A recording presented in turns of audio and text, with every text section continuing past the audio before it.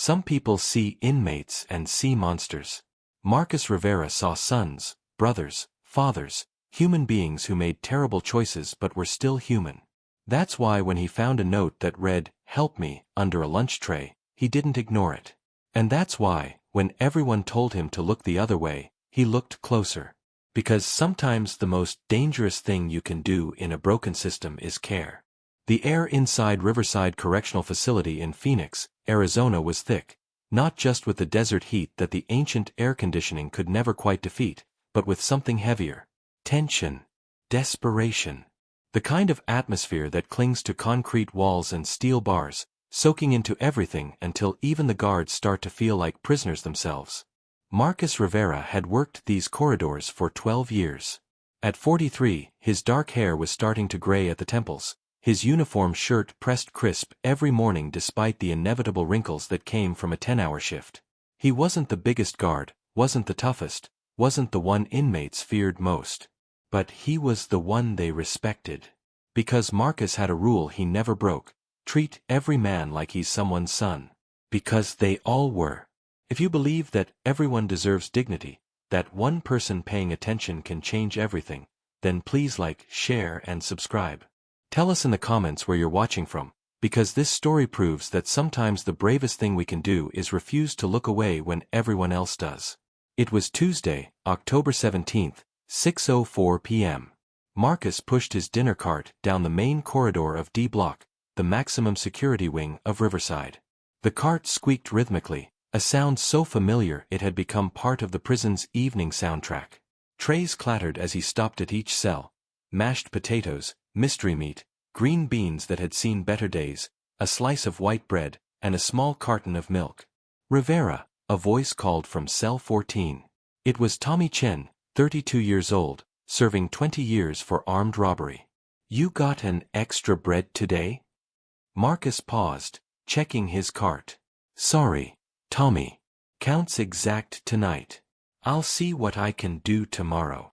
Tommy nodded, no complaint, no anger. That was another thing Marcus appreciated about D Block.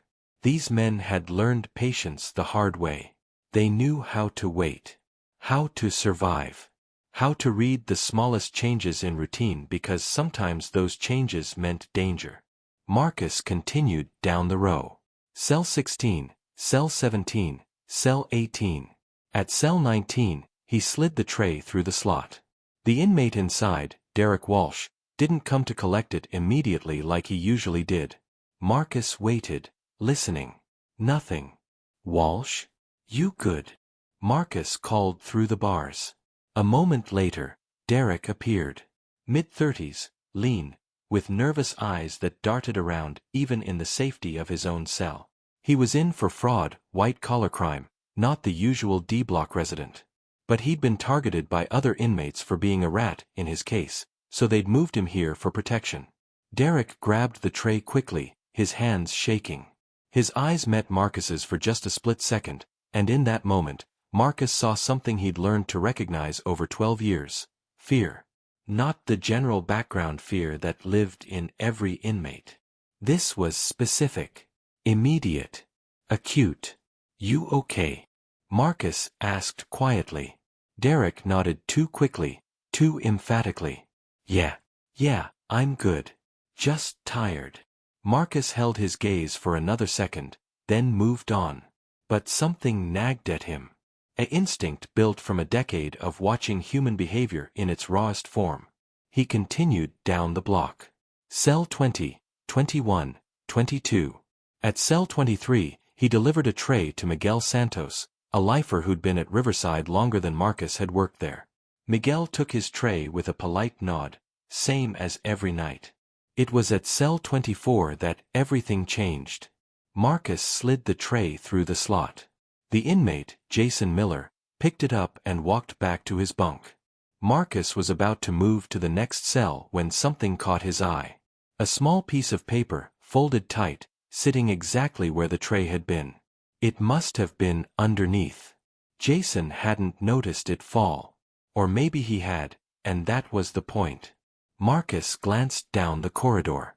No other guards in sight. The cameras in D block were positioned at the ends of the hallway, not covering every cell door. He had maybe 10 seconds before someone might notice him stopped too long. He bent down, his knees protesting slightly, and picked up the paper. It was torn from a notebook, edges ragged, folded into a small square. His heart rate picked up. Notes in prison were rarely good news. They were usually contraband coordination, gang communications, or escape plans. But when Marcus unfolded it, his blood went cold. 2 words, written in shaky handwriting, "Help me." Below it, in smaller letters, D block. "Tonight. They're going to kill the guards. Check under Miller's mattress." Marcus's training kicked in immediately.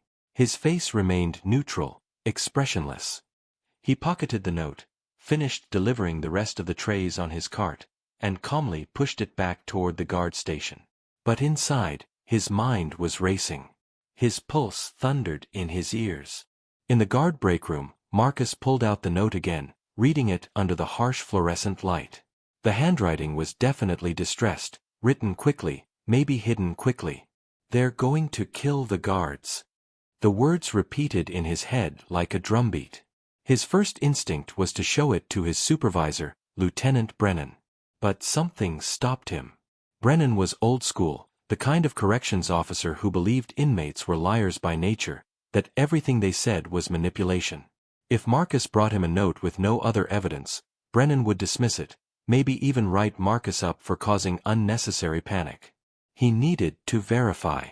He needed to check under Miller's mattress.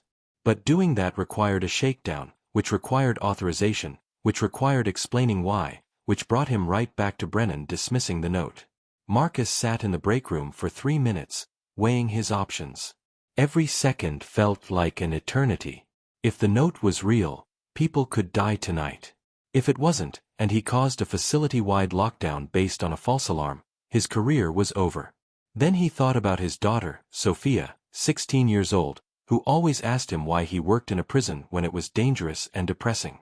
He always told her the same thing, because everyone deserves someone who sees them as human. Even the people who forgot how to be human themselves. He made his decision.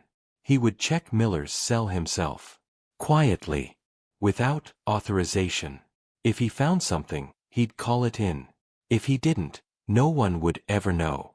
Marcus waited until his partner, Officer Davis, went to escort an inmate to the medical wing. Then he grabbed a spare key ring and headed back to D block. The evening shift was in full swing now, most inmates locked down for the night, the corridor quieter than during the day.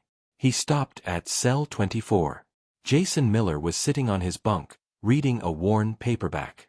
He looked up when Marcus approached, surprise flashing across his face. "Miller, I need to do a quick check of your cell." "Standard procedure." Step to the back wall, hands on the concrete. Jason stood slowly, his expression unreadable. "What's this about, Rivera?" "Routine. Back wall." "Now." Jason complied, placing his hands flat against the concrete. Marcus unlocked the cell and stepped inside, his heart pounding so hard he was certain Miller could hear it. Prison cells weren't large, maybe 80 square feet total. A bunk bed bolted to the wall, a small metal desk, a toilet and sink combo, and that was it. Marcus went straight to the bunk. The mattress was thin, institutional, on a metal frame. He lifted the corner. Nothing. He lifted the other corner. Still nothing. His stomach sank. Maybe the note was fake. Maybe someone was messing with him. Maybe. Then he saw it. Taped to the underside of the metal bed frame. A hand-drawn map of D block. Red X's marked on specific cells. And next to the guard station, the words, 12:30 a.m., circled multiple times. Below the map, a crude drawing of a shank, a homemade knife. Marcus's hands trembled as he peeled the tape away and pulled the map free. This was real. This was happening. Someone had planned a coordinated attack on the guards. 12:30 a.m. That was 6.5 hours from now. Rivera. Jason Miller's voice was quiet behind him. "You weren't supposed to find that yet." Marcus spun around, his hand instinctively moving to his radio. But Jason wasn't moving toward him. He was still against the wall, hands up, his face pale and terrified. "It's not me," Jason said quickly. "I swear to God, it's not me. They forced me to hide it. They said if I didn't, they'd kill my cellmate. I was trying to figure out how to warn someone. That's why You dropped the note," Marcus finished. Understanding flooded through him. Jason had hidden the note under the tray, hoping Marcus would find it. Jason nodded, tears streaming down his face. "I didn't know what else to do. If I told a guard directly, the cameras would see. They'd know it was me. They'd kill me before tonight even happened. But you," his voice broke, "you actually treat us like people. I thought maybe you'd actually look. Maybe you'd actually care." Before we continue, pause for a moment and tell us in the comments, what would you do if you found something like this? Would you follow protocol, or would you trust your instinct? Because what Marcus did next didn't follow any rulebook. Marcus grabbed his radio. "Control, this is Rivera. I need an immediate lockdown of D-Block. Code Orange. Possible planned assault. Multiple inmates involved." The radio crackled. "Rivera, this is Control. What's your location? Do you have eyes on a threat? Cell 24. I have evidence of a planned attack on guards scheduled for 12:30 a.m. tonight. I need backup now, and I need Warden Michaels notified immediately." There was a pause. Then Lieutenant Brennan's voice came through, sharp and skeptical. "Rivera, you better have something solid. You're calling a facility-wide alert during dinner hour." Marcus looked at the map in his hand, at Jason Miller trembling against the wall, at the red X's marking targets. "I have a detailed attack plan, sir. With times, locations, and confirmed weapons cache. This is not a drill." The next 15 minutes moved like a tornado. Guards flooded D-Block, cells were locked down tight, and the rapid response team began systematic shakedowns of every cell marked with a red X on the map. They found shanks, crude knives made from sharpened metal, toothbrushes melted and filed to points, even a sharpened piece of broken mirror. 14 weapons total, distributed among 7 different cells. They found gasoline stored in shampoo bottles, meant to be used to set fires as a distraction. They found bleach mixed with ammonia in water bottles, makeshift chemical weapons. They found guard schedules that had been memorized and written down, with notes on which guards would be alone at which times. The plan was sophisticated, organized, and it would have worked. In the command center, Warden Patricia Michaels, a woman in her 50s with steel-gray hair and sharp eyes, stood over the evidence laid out on a table. She turned to Marcus, her expression unreadable. "Officer Rivera, you want to explain how you came across this?" Marcus pulled out the folded note. "An inmate left this under his dinner tray, ma'am. It said, 'Help me,' and told me to check cell 24. I made a judgment call to investigate before raising the alarm." Brennan stepped forward, his face red. "You entered a cell without backup, without authorization, and without his actions," Warden Michaels interrupted, her voice cutting through Brennan's like a blade. "We would have lost multiple officers tonight, along with God knows how many inmates caught in the crossfire." She picked up one of the shanks, examining it. "This was organized by the Aryan Brotherhood faction. They've been planning this for months. We had zero intelligence on it. Zero." She set the weapon down and looked directly at Marcus. "You potentially saved 47 lives tonight, Officer Rivera. The 14 officers on night shift, and the 33 inmates who were not involved in this plan but would have been caught in the violence. Do you understand that?"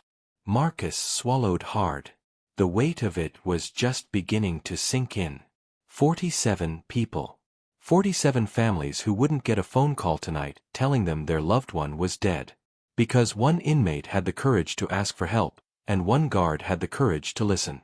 "Who wrote the note?" Warden Michaels asked. Marcus hesitated.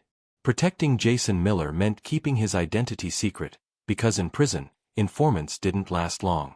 But lying to the warden was a firing offense. He made his choice. I don't know, ma'am. It was anonymous. And I think it needs to stay that way, for their safety. Michaels held his gaze for a long moment, then nodded slowly. I didn't hear that. As far as the official report goes, you received an anonymous tip and acted on it appropriately. The inmate who provided information will be transferred to protective custody under a sealed identity. No one will know.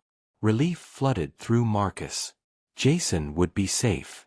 He'd be moved to another facility, given a new cell number, protected from retaliation. He'd done the right thing, and he'd survive it. Over the next week, the conspiracy unraveled completely. 17 inmates were moved to solitary confinement pending additional charges. The ringleader, a lifer named Kurt Voss, was transferred to a supermax facility in Colorado. The weapons caches were destroyed, and new security protocols were implemented across the entire facility. Better surveillance, more frequent cell checks, and mandatory mental health screenings to identify inmates under duress.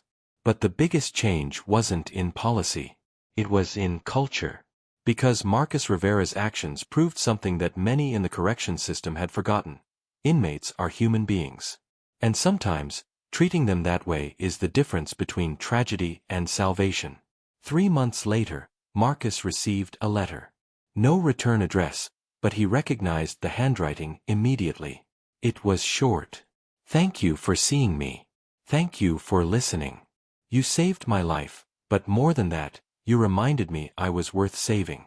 I'm out of state now, safe, and for the first time in years, I have hope. You're a good man, Marcus Rivera. Don't ever stop being one.